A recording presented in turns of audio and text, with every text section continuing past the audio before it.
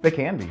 We're out here to change those stigmas, and by having well-run communities, by converting more renters to owners so that there's a pride of ownership.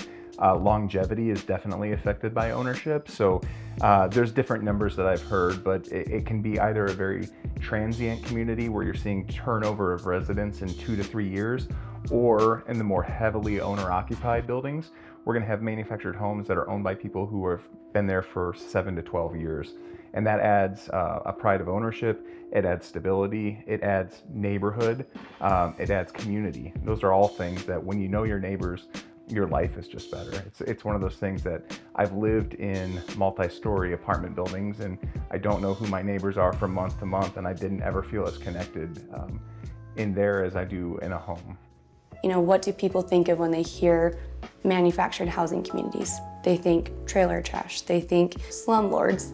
And here we are coming into the communities and truly looking for a way to elevate the experience that the residents are having. When you look at our mission statement, and we're saying that we're here to not only increase the availability of affordable housing, but also to transform and improve the quality of lives for our residents. We stand by that, and we look to be transformational in changing the stigma around the space to increase more opportunities for manufactured housing communities to be established and built, and then also to transform the experience at the communities for residents where they can have a safe place to live.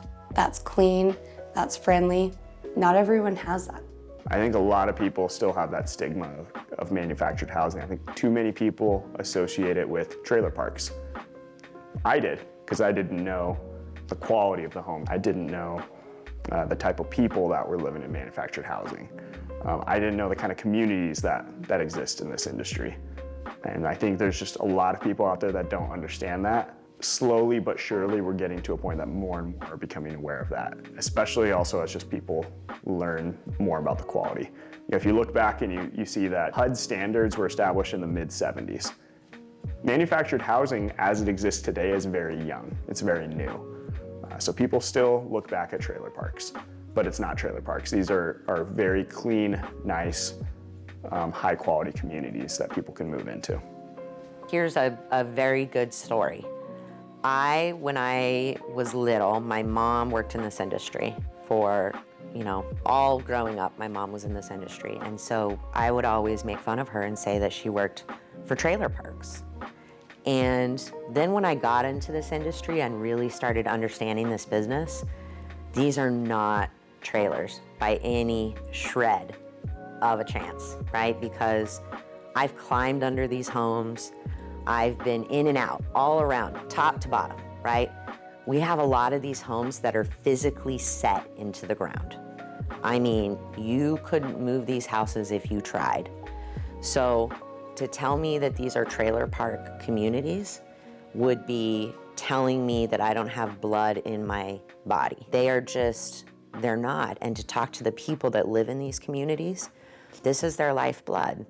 I listened today to Justin talk to a couple of the residents that live here at Sunnyvale, and it warms my heart to hear that, we've got kids that are attached to other residents that live in the communities, and they're doing Easter egg hunts and Christmas stuff and all that stuff. They're not the trailer parks that I knew when I was a kid. These are manufactured home communities, and communities is the biggest word there.